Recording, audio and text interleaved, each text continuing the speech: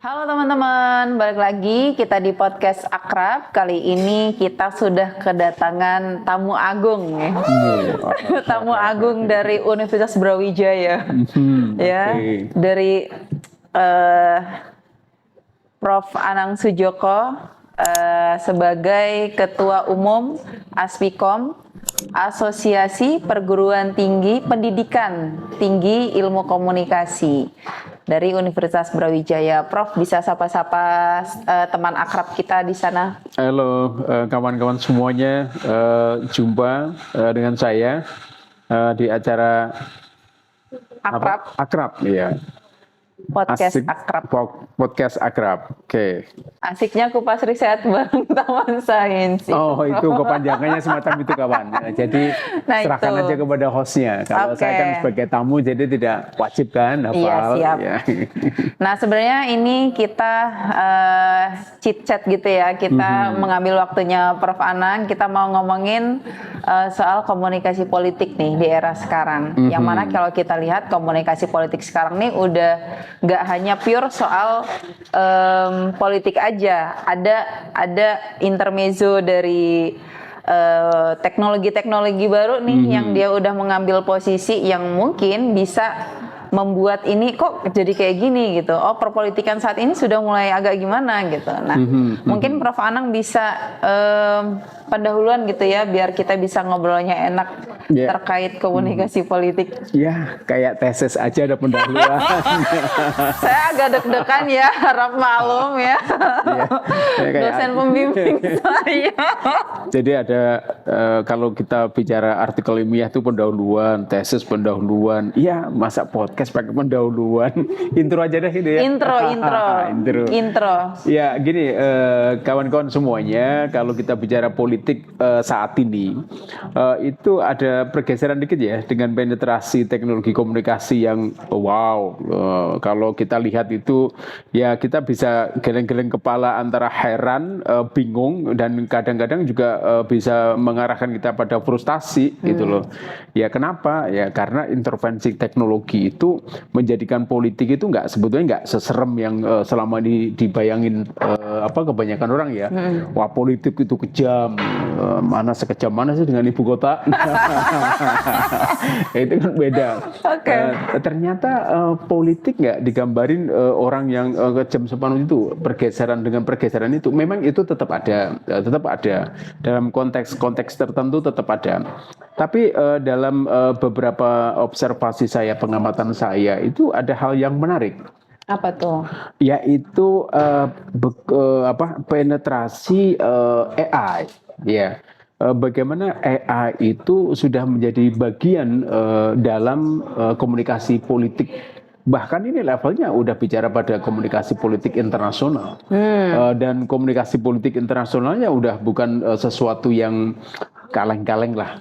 Ya bukan hanya untuk meme atau bercanda-bercanda ya, levelnya bukan dari itu aja. Dan itu kalau kita tahu pastilah teman-teman udah tahu kan bahwa sekarang ini sedang ada perang apa sih?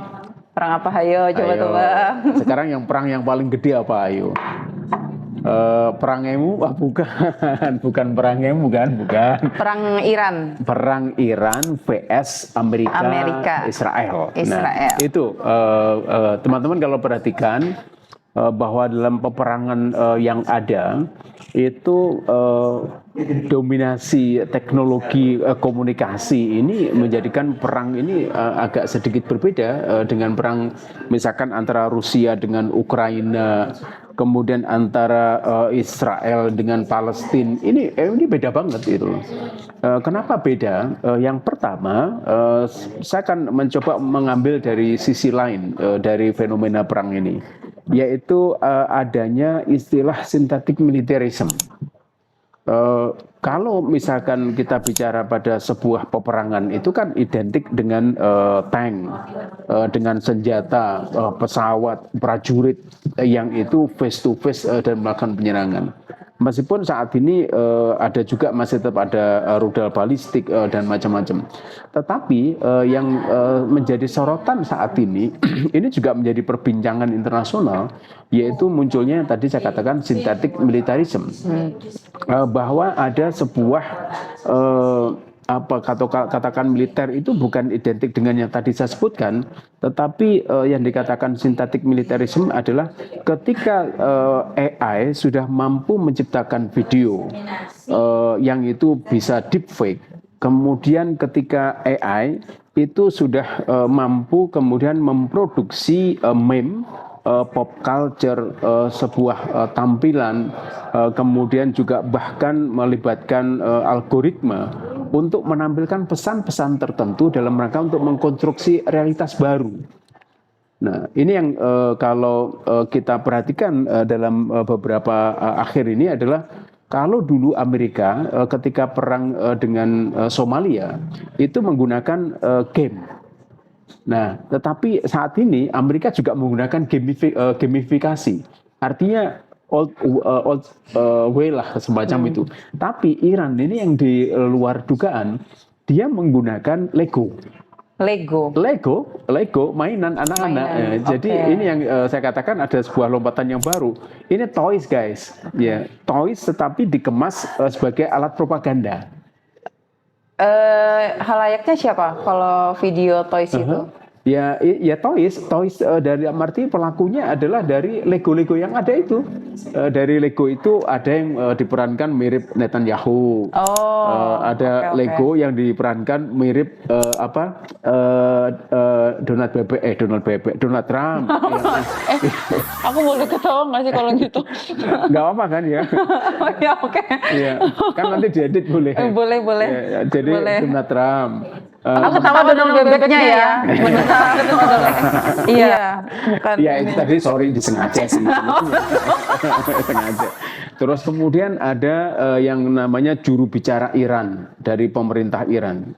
Kemudian dari tentara-tentara Iran, tentara-tentara Israel, tentara Amerika itu diperankan oleh Lego. Dan itu diproduksi dengan AI. Bayangkan ya, jadi ada AI yang memproduksi sebuah game toys, kemudian dia berisi tentang sesuatu yang sangat serius dalam melakukan propaganda. Berarti perang prompt dong.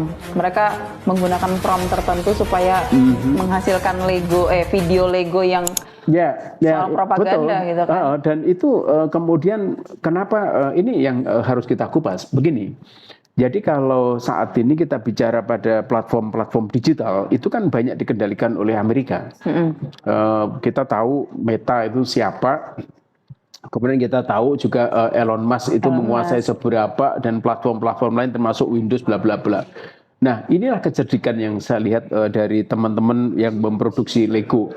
Dan ini memang diproduksi oleh sipil, tapi yang memiliki kedekatan dengan militer RGC-nya punya Iran. Ya. Nah, ini kalau kita perhatikan di posisi itu, bagaimana kemudian konten ini tidak teridentifikasi, terdeteksi, kemudian sebagai sebuah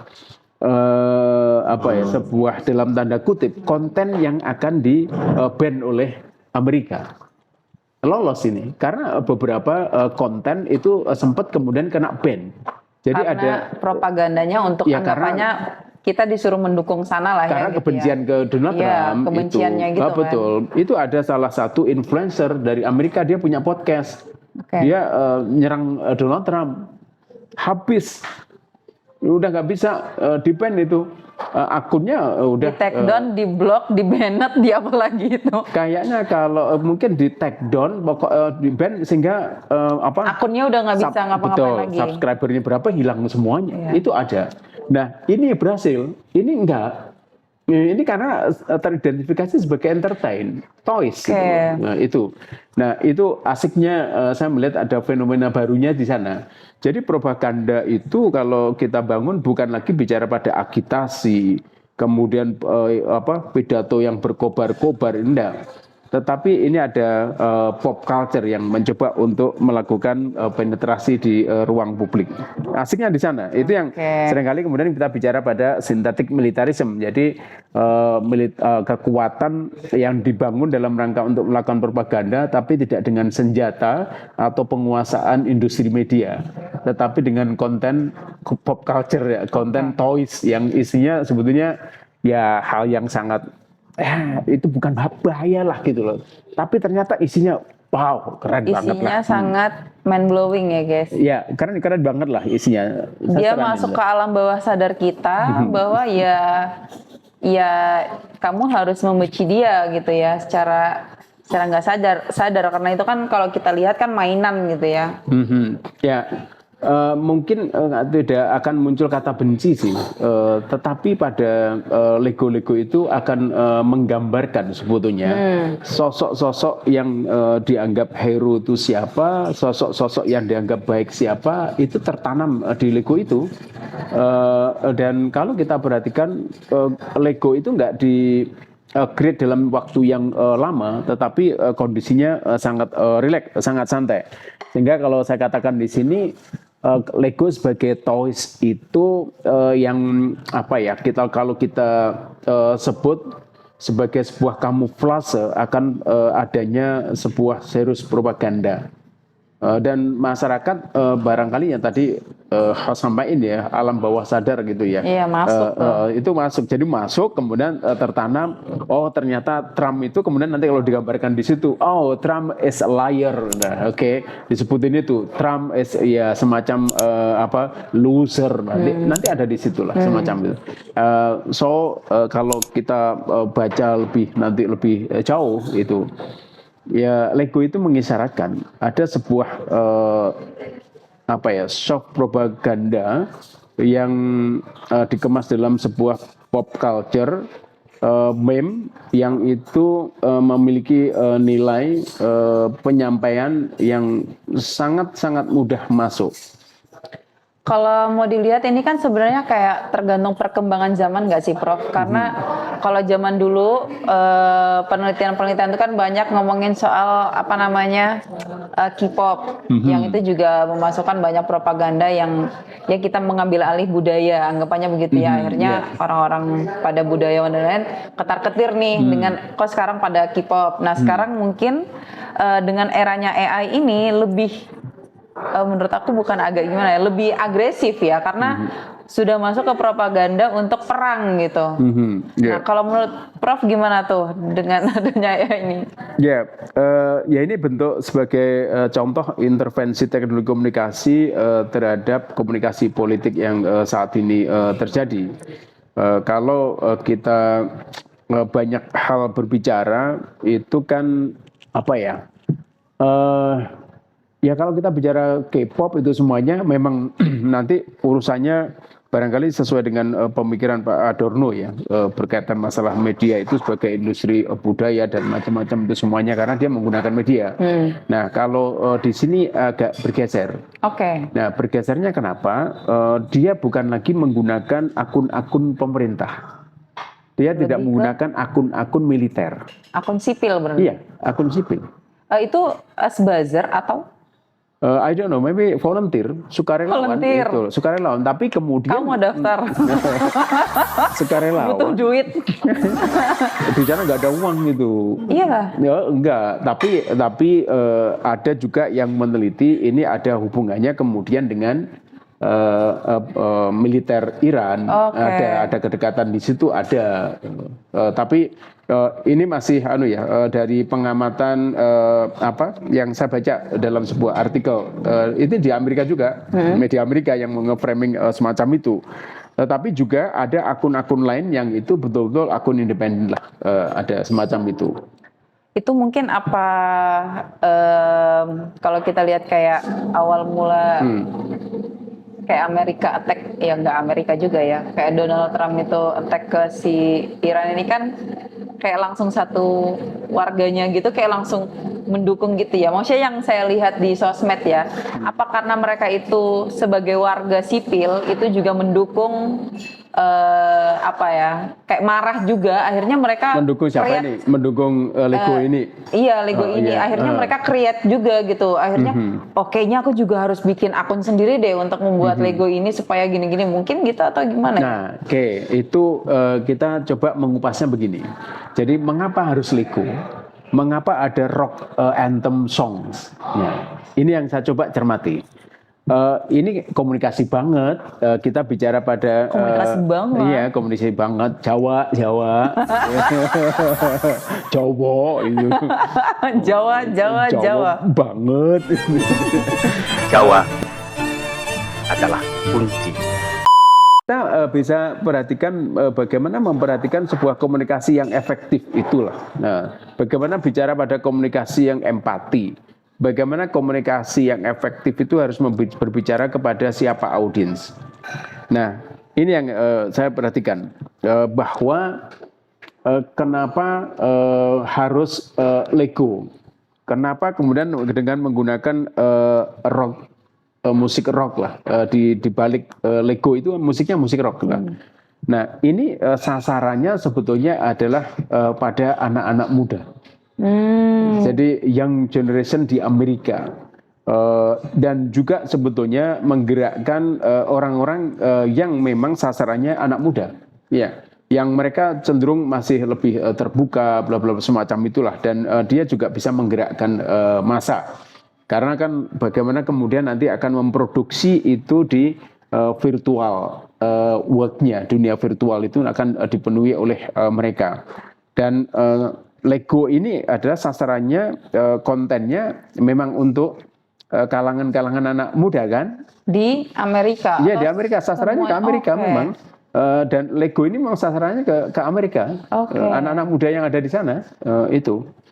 Dan kalau musik rocknya kalau nanti didengerin itu memang juga anak muda banget itu. Gitu. Oke. Memang ingin membuat enemy di negaranya sendiri gitu ya, atau gimana konsepan dari yang propaganda video ini? Ya, karena dari pasukan Iran itu kan mengetahui sebetulnya bahwa di negaranya sendiri sebetulnya perang itu tidak disukai oleh masyarakatnya. Nah, oleh karena itu bagaimana dia bisa mencapai ke sana? Kan tidak mungkin memperlakukan Amerika seperti Israel, meskipun Israel sama Amerika memperlakukan Iran secara bersama-sama sebagai musuh. Artinya bahwa Donald Trump itu sampai kemudian instruksi perang dan yang kena kan masyarakat sipil. Kemudian Israel juga melakukan masyarakat sipil dan macam-macam. Kemudian Iran kemudian membalas ke Israel dengan seperti itulah. Tapi kan nggak bisa kemudian mencapai Amerika. Nah, karena kenapa? Sangat diyakini kalau masyarakat Amerika kebanyakan melakukan penolakan-penolakan itu. Maka salah satunya adalah memperkuat itu dengan melalui Lego. Sehingga menyerangnya bukan lagi menyerang secara fisik, tetapi adalah ini namanya dengan cyber. Itu sudah masuk di sini. Berarti memang ditargetkan ke sana dari awal gitu. Ya memang, jadi jangan sampai berarti kemudian kegunaan kita Indonesia yang tidak ditargetkan ini sebagai apa? Ini begini, inilah kemudian kita akan membahas tentang masalah algoritma. Oke. Ya, ini yang saya katakan bahwa algoritma yang ada di media sosial itu memang menangkap orang Indonesia itu terbaca banget kalau orang Indonesia itu banyak mendukung Iran. Ya, ya memang ada yang tidak mendukung tapi sedikit. Nah, kalau kita perhatikan ini algoritma kemudian berbicara. Nah, ketika mengetahui pada posisi itu, algoritma kemudian menampilkan konten-konten yang terseleksi yang memang memposisikan Iran as the winner. Di posisi ini. Dan kalau nanti kita perhatikan di konten-konten media yang lain pun itu kecenderungannya ke arah sana, yang memiliki clickbait, yang memiliki viewers, yang memiliki virality itu adalah konten-konten yang itu. Coba nanti Anda cari, ada enggak konten yang viral terkait dengan kemenangan Amerika atau Israel yang mengebom instalasi nuklir misalkan. Kayaknya nggak ada deh. Kalaupun ada 1-2 itu, tetapi nggak sampai terjadi viral. Padahal kalau kita bicara kepada era AI saat ini, kalau kita perhatikan itu ada 3 hal ya, yaitu visuality, virality, kemudian kita bicara pada pop culture-nya itu yang berupa propaganda itu. Nah, algoritma itu mendukung ke arah visuality dan virality itu. Dan yang sekarang ini terjadi, media-media itu kecenderungan juga akan memproduksi yang sesuai dengan algoritma itu. Karena kebutuhan pasar atau Ya, pasti ke arahnya ke ekonomi. Oke. Jadi bukan lagi bicara pada ideologi. Oke. Jadi kalau kita bicara media sosial, nanti ada media itu dia lebih bicara pada ekonominya, bukan pada Oke. ideologi. Gitu. ekonomi gitu ya Prof ya. Iya, cuan. Oke. Jadi Oke. kalau mau kita bahas lagi Prof, ini Ya. kalau dari segi etika tuh kayak gimana? Ya. Etika komunikasi politik di era AI. Ya, ini yang agak keprihatinan ya, bahwa ketika ada AI itu akan membangun sebuah realitas yang bisa jadi bias. Kemudian adanya algoritma itu akan memperkuat terjadinya polarisasi. Bahkan ketika algoritma itu begitu, karena algoritma sendiri nggak netral, dengan adanya algoritma itu nanti juga akan menghasilkan sebuah konstruksi realitas media yang bias juga. Artinya ada sebuah manipulasi realitas yang itu didasarkan karena popularitas, karena virality, visuality, visibilitas, semacam itu. Nah, artinya apa? Bahwa dari poin itu ada sebuah realitas yang terbangun itu ternyata tidak menjadi sebuah representasi dari realitas empiris. Bisa jadi akan menjadi jauh. Nah, ini kan akhirnya apa yang terjadi? Kalau namanya bias, kemudian ada possibility untuk fake, deep fake, ya itu sesuatu yang nggak benar. Iya. Nah, artinya kalau kemudian media itu nanti terjebak pada algoritma, dia juga akan menjadi bagian atau agen yang akan membangun konstruksi realitas yang bias. Nah, moralitas ada di mana? Ya, kembali bahwa media harusnya bukan lagi berbicara pada sesuatu yang subjektivitas tinggi, atau bahkan yang lebih parah lagi adalah sesuatu yang sifatnya fake. Media ini akan menjadi sebuah agen yang menegakkan kebenaran. Tetapi kalau dia sudah bias dalam mengkonstruksi realitas, dalam pemberitaan, ini yang kemudian akan membangun masyarakat kita ya hidup dalam sebuah simulakrum. Seakan-akan kita hanya menerima hasilnya ya, kita nggak usah berpikir, nggak usah ngapa-ngapain, udah ada semua overview yang ada kayak gitu. Iya, dan itu ternyata nggak sepenuhnya benar. Itu kan kemudian ekspektasinya tinggi. Oh, Iran menang. Tapi kemudian ya wallahu alam ya. Ya. Tetapi itu kemudian tidak menjadi tetapi itu tidak menjadi potret yang sebenarnya gitu loh. Itu kan kemudian orang kan ekspektasinya berubah ketika ternyata tahu yang sebenarnya gitu loh. Gitu sih, artinya ada realitas yang terpotret itu hanya sebagian kecil aja gitu loh. Oke. Itu etika ya, kita bicara etikanya. Nah, ini yang kemudian media-media mainstream tuh harusnya nggak seperti itu, jangan ikut-ikutan media sosial gitu loh. Maksud saya seperti itu. Nyari datanya yang didata overview AI. Ya, itu sama aja. Sesat. Itu tahu nggak? Itu ada sekarang fenomena itu apa? Berita berupa video singkat-singkat. Salah satu media mainstream di Indonesia. Itu kalau kalian kita perhatikan isinya, ya itulah yang kemudian berbasisnya adalah ingin memunculkan virality, visuality, visibilitas, visibilitas, dan itu ujung-ujungnya kemudian adalah meningkatkan viewers semuanya itu kan pada pendapatan iklan. Iya. Hanya untuk FYP aja nih bos. Ya, semacam itulah. Tetapi ya itu bukan fakta yang salah. Tetapi kan bukan kemudian fakta yang utuh itu enggak seperti itu. Benar. Oke, berarti kalau mau kita lihat dari secara keseluruhannya Prof ya, kayak AI ini sebenarnya kan itu juga menggunakan apa sih? Aku kurang begitu banyak menggali soal AI. Ada orang-orang kayak aktivis lingkungan gitu yang emang menolak AI karena AI ini menggunakan apa sih? Aku nggak tahu menggunakan apa gitu yang emang itu merusak lingkungan. Nah itu aku nggak tahu sebegitu jauhnya. Cuman dengan adanya AI ini, ya propaganda itu akan semakin ada gitu ya, malah lebih serius. Ini antar negara gitu. Serius yang ngerjain, tetapi kemudian orang menangkapnya ini bukan propaganda, Bukan tapi propaganda, hiburan. tapi hiburan. Bahaya kan, lebih bahaya gitu loh. Nah, dia di alam bawah sadar itu dia udah menganggap itu sebagai hiburan yang oh ya udahlah gitu kan. Tapi itu, kemudian akan lama-lama dianggap sebagai iya, kebenaran. dianggap sebagai kebenaran kayak gitu. Karena memang ya balik lagi AI ini kan dia bukan yang nggak ada data empirisnya, semua langsung dirangkum sesuai apa yang di-generate oleh yang pemiliknya gitu. Nah kalau mau dilihat sendiri ini Prof, misal kita mau lihat ini di Indonesia ya, itu beberapa tahun ke depan untuk pemilihan dengan adanya AI ini, itu akan kemungkinan propagandanya se-Iran dan Amerika atau kayaknya kita masih agak jauh deh soal itu gitu. Ya udah tahu tanya. Ya gini, kalau begini, meskipun ada sudah contoh-contoh yang canggih ya, yang tadi saya contohkan, saat ini saya betul-betul angkat topi lah dengan karya-karya Lego ya, synthetic militarism yang disebut itu, propaganda versi yang dilaksanakan oleh teman-teman yang pro Iran ya. Tetapi itu tidak kemudian serta-merta akan bisa diterapkan di Indonesia, tidak akan bisa. Ya memang konteksnya berbeda.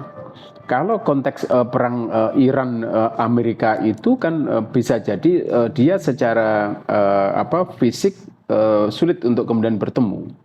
Sementara kalau di Indonesia sentuhan atau kemungkinan secara fisik ketemu kan masih ada. Sehingga tidak serta-merta kemudian AI seperti itu akan jadi. Namun demikian saya masih sangat optimis bahwa akan ada desain baru yang akan terjadi di komunikasi politik Indonesia, terutama nanti kita menjelang 2029 lah. Ya. Itu sudah saya yakin bahwa setiap elit yang nanti akan berkompetisi itu pasti akan menggunakan AI. Nah, AI ini kan banyak aplikasi. Iya, misalkan benar-benar. AI yang memproduksi video, AI yang kemudian bisa memproduksi sebuah informasi yang valid dalam rangka untuk menyerang target segmen tertentu. Artinya memang intervensi AI dengan dan juga kalau kita bicara pada algoritma itu sangat luar biasa untuk bisa meraih target segmen yang betul-betul spesifik lah. Artinya kita bicara pada micro targetingnya itu dengan melibatkan teknologi ini sangat mungkin sekali. Tapi bentuknya seperti apa ya nanti akan ada lah, kita lihat aja. Oke, Prof, kata-kata kunci pergeseran komunikasi politik ini sebenarnya apa sih kalau dari pembahasan kita? Ya, kata-kata kunci yang saat ini adalah teknologi apapun akan diberdayakan, terutama kalau kita bicara pada konteks kekinian itu adalah AI. Jadi bagaimana intervensi atau pemanfaatan AI itu akan digunakan secara optimal yang dalam konteks komunikasi politik nanti akan diarahkan kepada satu virality. Bagaimana kemudian AI itu mampu sebagai alat digunakan oleh manusia untuk menciptakan konten yang bisa viral. Ya. Kemudian yang kedua, kita bicara pada visuality. Visuality hampir sama dengan virality, atau kalau kita bicara pada visuality itu nanti juga akan mengarahkan pada visibility. Visuality itu adalah bagaimana tampilan itu adalah sesuatu yang menarik dalam konteks targeting audiens, atau kita bicara pada micro targeting itu sesuatu yang betul-betul menarik. Menarik di sini bukan sesuatu yang sifatnya sangat serius, tetapi menarik yang membuat dia nyaman lah. Sama seperti ketika orang kena scrolling ya, sama brain rotting, kemudian bad routing, sama seperti itu. Jadi nikmat sekali, tidak merasakan kalau ada informasi yang kemudian akan masuk ke memori yang ada. Kemudian ada sintetik, ya. Kata sintetik ini mengarahkan kepada bagaimana membuat sebuah fakta yang seolah-olah kemudian itu akan menjadi sebuah kebenaran. sintetik yang ada dimaksud di sini adalah bagaimana fakta-fakta yang ada itu kemudian ditampilkan secara sintetik untuk kemudian membangun gagasan, membangun ide, membangun informasi yang dikonstruksi sesuai keinginan yang kreatornya. Nah, dalam konteks saat ini kita bicara pada perang Iran misalkan, maka sintetik yang ada di sini kita bicara kepada sebuah bentuk baru ya, bentuk baru. Kalau kita bicara pada propaganda, ini ada bentuk baru dari propaganda yang dikemas menggunakan AI. Itu kata sintetik. Nah, teman-teman, kalau kita bicara pada posisi itu, maka nanti yang lebih selain nanti virality, visuality yang menuju kepada visibility, kemudian kita bicara pada sintetik, maka yang lebih lagi kita bicara pada algoritma, ya. Jadi kita bicara pada peran dari algorithmic circulation, ya. Algorithmic circulation inilah yang kemudian juga akan dipelajari, dioptimalkan dalam rangka kemudian bisa menembus dinding-dinding otak manusia dalam rangka menanamkan nilai tertentu. Jadi propaganda saat ini cenderung lebih halus. Propaganda kemudian nanti akan hampir sama dengan istilah-istilah kegiatan yang memposisikan orang terhegemonik tertentu. Nah, di posisi inilah ada garis besar juga yang mengarahkan bahwa ketika kita bicara pada perang informasi atau apa, maka pergeseran komunikasi politik sudah terjadi. Jadi bukan lagi kita bicara pada press conference yang sangat formal. Kita bukan lagi berbicara kepada sebuah press release, bukan lagi seperti itu. Tapi yang terjadi adalah bagaimana kemudian create a content with AI. Dan bukan lagi sebagai sebuah counter attack terhadap serangan-serangan yang lain, tidak.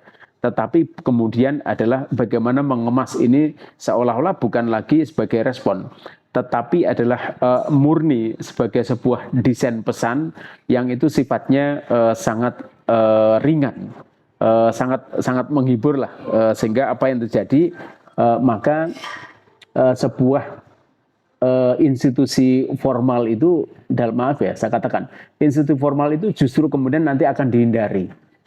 Karena apa? Kecenderungan orang sudah distrust terhadap institusi formal. Oh, alah, yang bicara militer Iran pasti untuk kepentingan Iran. Nah, ini nanti akan menggunakan proxy semacam itu. Gitu sih. Mantap. Oke. Ini kita sebelum closing karena kita sudah panjang lebar. Jadi pembahasannya sangat banyak ya kalau kita ngomongin soal persenjataan budaya pop dalam politik. Jadi bukan lagi kita ngomongin soal door gitu ya. Kita udah ngomongin soal bagaimana kita memasukkan prompt di dalam AI generate gitu kan. Ya meskipun AI ini dibuat oleh pemiliknya tapi dia tidak bisa membuat algoritma itu sesuai dengan keinginannya gitu ya. Yang kita lihat sekarang yaitu Lego, bagaimana Lego ini digunakan sebagai senjata oleh Iran untuk Amerika. Amerika itu aku bisa mengambil kesimpulan sih, Prof. Oke, mantap. Jadi di sini teman-teman benar, kamu jangan gitu dong. Jadi di sini memang teman-teman kita memang harus pintar-pintar ya. Kita harus melihat ya ini meme atau cuman bungkusnya aja nih meme gitu kan. Kok lucu, tiba-tiba ternyata ini sebenarnya ada udang di balik batu. Asik gitu ya. Mungkin sebelum aku tutup, Prof ada sepatah dua patah kata untuk teman baca yang ada di kok teman baca, teman akrab yang ada di sana. Teman akrab, ya ini kita memang ngobrol santai saja.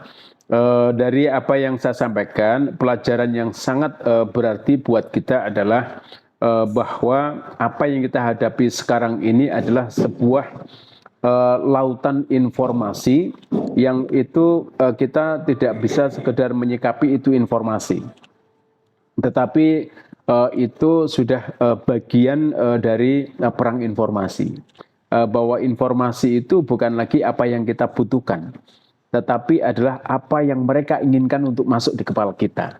Nah, oleh karena itu pengetahuan kita tentang teknologi, tentang AI, tentang media sosial itu harus kita ya peduli pada diri sendiri, teman kita, saudara kita, untuk kita ajarkan.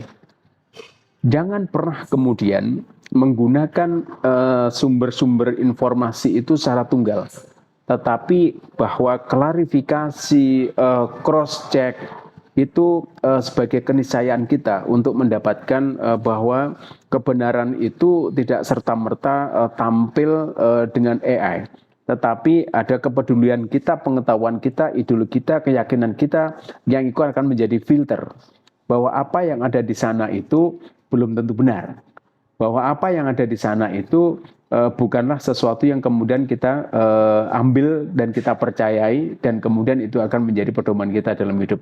Tidak ya. Oleh karena itu pelajari betul kepedulian kita, pandai-pandai menggunakan device kita, bukan lagi hanya pada bagaimana mereka mengisi otak kita, tapi bagaimana kemudian otak kita itu kita bisa kendalikan untuk bisa menyeleksi informasi itu. Mantap. Oke, mungkin itu aja teman-teman podcast kita kali ini dengan Prof. Anang Sujoko. Terima kasih Prof. Anang sudah mampir di teman akrab ya. Sama-sama. Teman akrab juga pasti senang banget nih. Ini pertama kali kita mengundang profesor ke teman akrab gitu kan. Oh ya? Iya, pertama kali. Suatu apresiasi buat teman sains. Oke, untuk teman-teman yang mau diskusi, boleh banget ya nanti kita bisa diskusi di kolom komentar. Menurut teman-teman kayak gimana sih? Nanti bisa langsung drop di kolom komentar atau bisa langsung nih nanti cek ke DM Instagram beliau juga aktif loh di Instagram ya. Oh iya, betul. Iya bener kan? Betul. Mungkin itu aja podcast kita kali ini. Sampai jumpa. Dadah.